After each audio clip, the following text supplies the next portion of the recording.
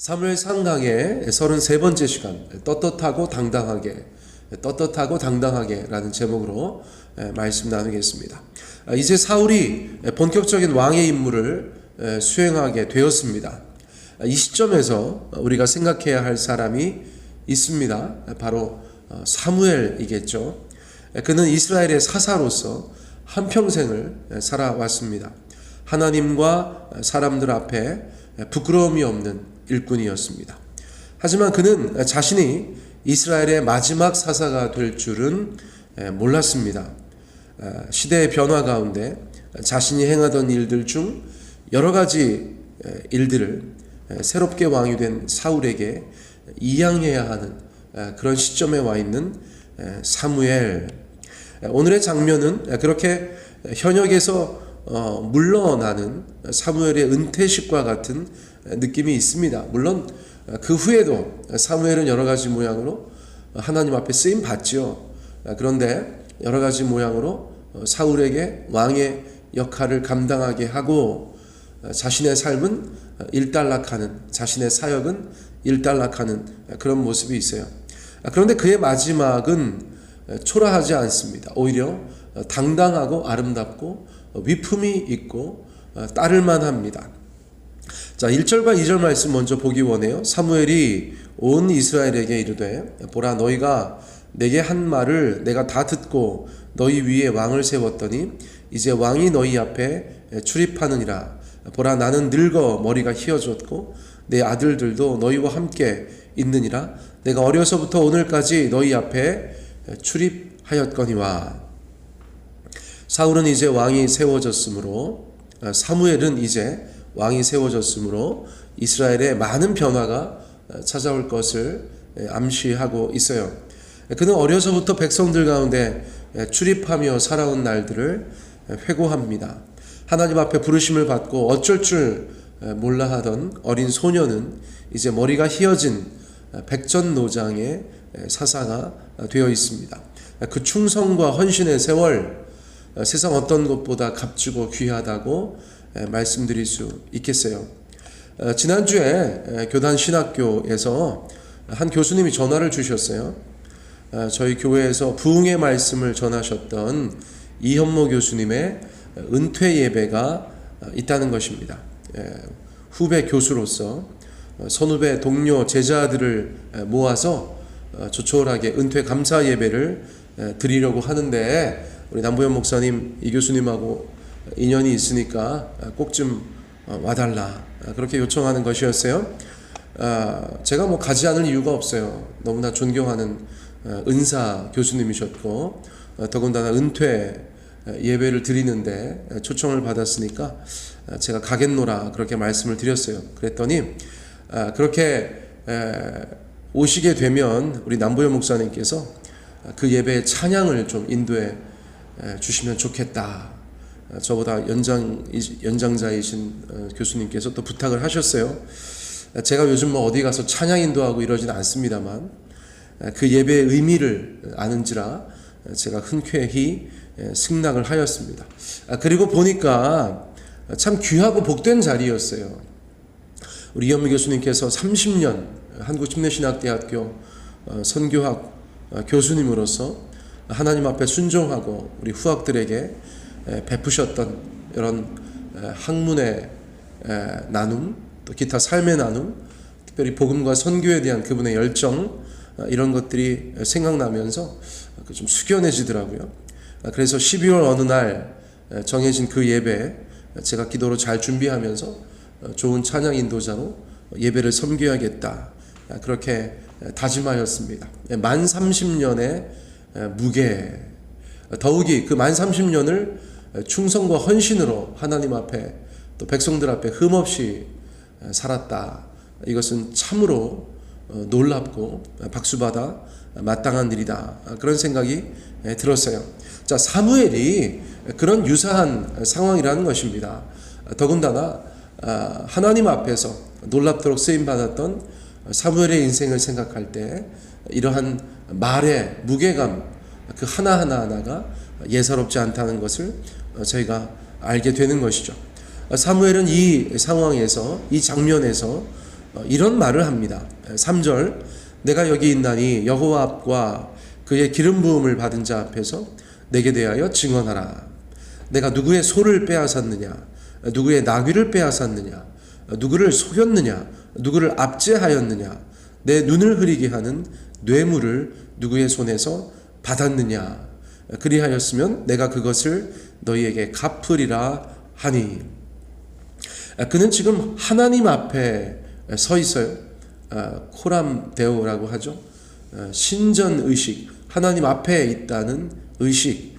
사무엘이야 뭐 항상 너무나 또렷하게 그런 의식을 가지고 있었겠죠. 더군다나 새롭게 왕이 된 사울도 그 앞에 있습니다. 아들들을 포함한 가족들도 있는 것 같아요. 무엇보다 평생 자신을 사방에서 지켜보았던 남녀노소 이스라엘의 백성들이 있는 자리예요. 그는 그 자리에서 큰 소리로 말한 것입니다. 나에 대하여 증언하라. 나에 대하여 증언하라. 사실 이 말은 법정에서 사용하는 말이었습니다.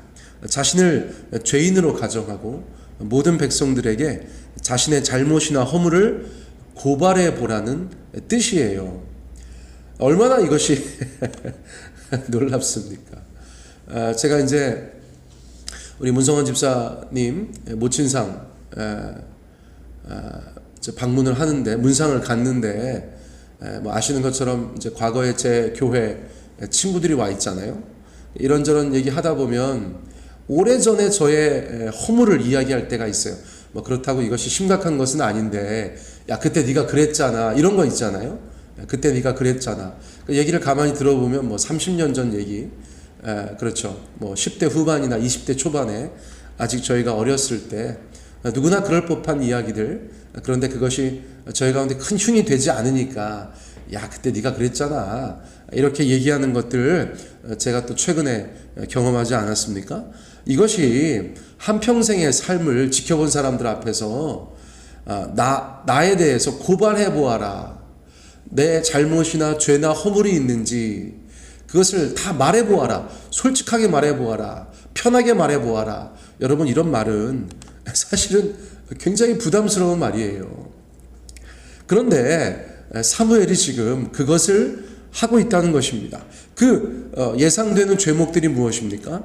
5가지 정도로 이야기하고 있죠. 내가 누구의 소를 빼앗았느냐? 내가 누구의 나귀를 빼앗았느냐? 내가 누구를 속였느냐? 내가 누구를 압제했느냐? 내가 누구의 손에서 뇌물 받았느냐? 이것입니다. 이것은 사사로서 하지 말아야 할 일들이었죠. 이방인의 왕들이나 할 법한 일들이었어요. 또는 타락한 판사들이나 할 만한 일들이었어요.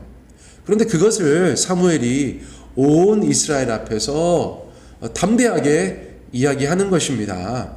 만약에 1번부터 5번까지 내용들 중에서 하나라도 인정되면 큰일 나는 것이에요. 누가 내게 대해서 증언해라, 말해봐라, 고발해봐라 그랬더니 번쩍 손을 들고, 사무엘 사사님 25년 전에 저희 집에서 이렇게 이야기하면 아주 골치 아프죠. 너무너무 골치 아픈 것이죠.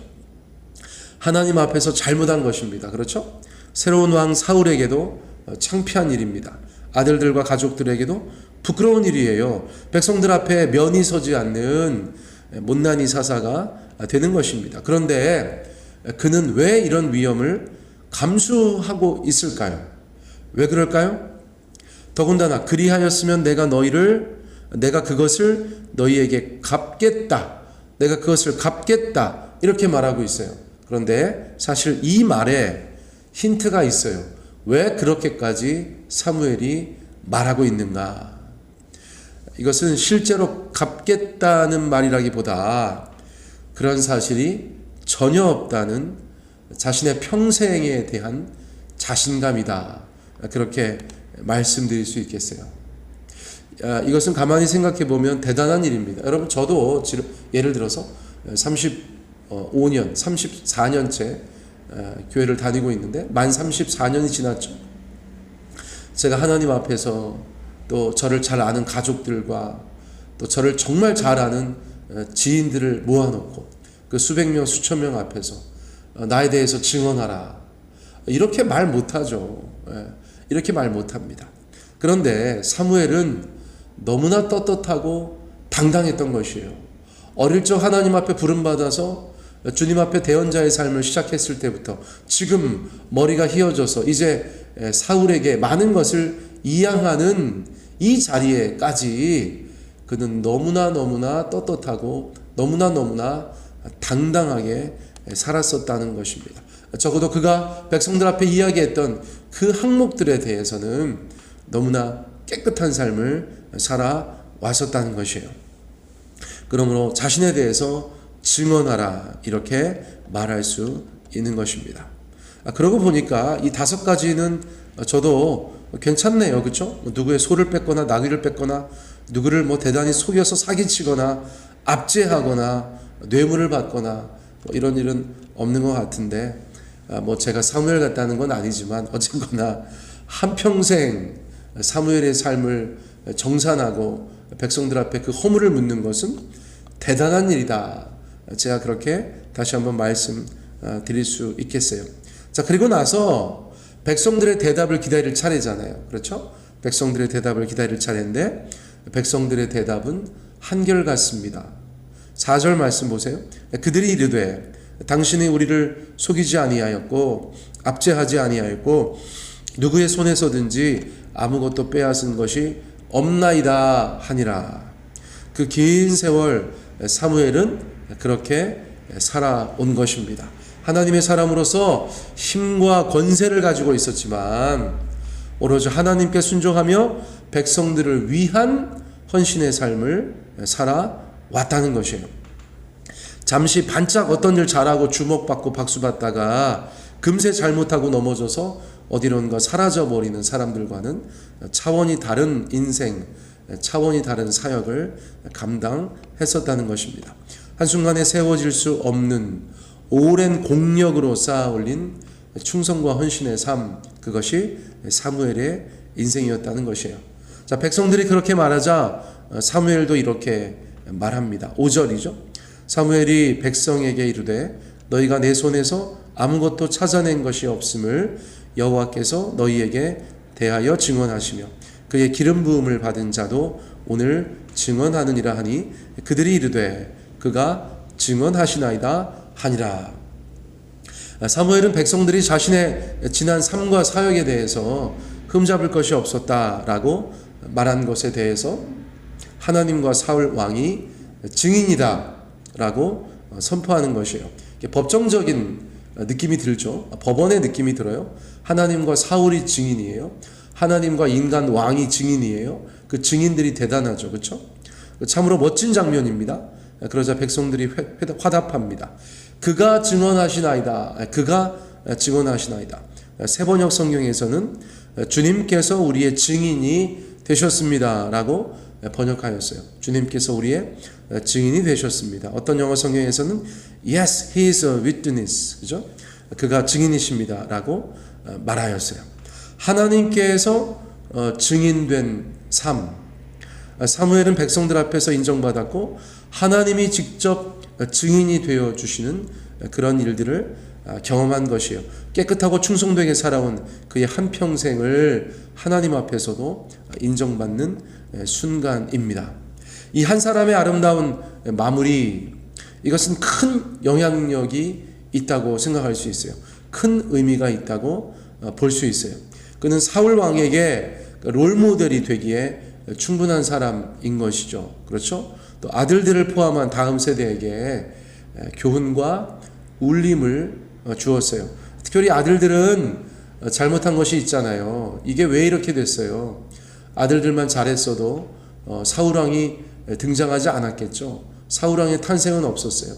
그런데 사무엘의 아들들이 잘못했잖아요. 앞서 이야기한 것들 중에서 특별히 뇌물 받고 하나님 앞에 일을 그르쳤잖아요. 그런데 그 아들들에게도 이 사무엘의 모습이 얼마나 큰 교훈과 도전이 되었겠어요.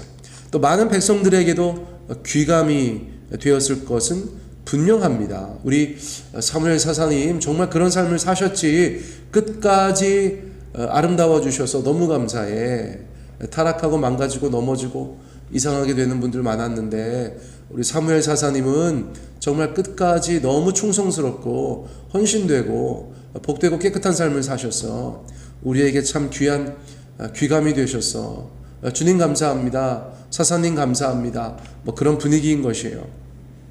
자, 우리는 오늘 이 사무엘의 모습을 통해서 각자의 삶과 신앙을 돌아보아야 하는 줄 믿습니다. 우리도 주어진 일의 마무리 앞에, 주어진 삶의 끝자락에서 사무엘처럼 당당하고 떳떳하면 좋겠습니다. 그러기 위해서 오늘 당장 우리의 삶을 하나님 앞에 충성스럽고 또 백성들 앞에 깨끗하며 우리 가정에서 지인들 사이에서 하나님의 사람다운 인생으로 전환시켜야겠어요. 왜냐하면 이러한 일들은 한순간에 이룰 수 없는 일들이기 때문에 그래요.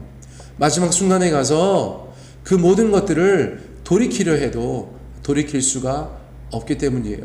세월의 흔적 속에 한 땀 한 땀 그렇게 만들어가는 인생처럼 그 한순간에 뒤집을 수가 없기 때문이에요. 자, 그러므로 지난 과거는 어쩔 수 없다고 해도 이제 새로운 마음으로 새로운 인생을 사는 것처럼 주님 앞에 충성되고 헌신된 삶, 깨끗하고 거룩한 걸음을 옮겨 나가야 하는 줄 믿습니다. 그렇게 살아갈 때 미래의 어느 날 우리도 주님 앞에서 그렇게 아름다운 마무리로 영광 돌릴 수 있을 것이에요.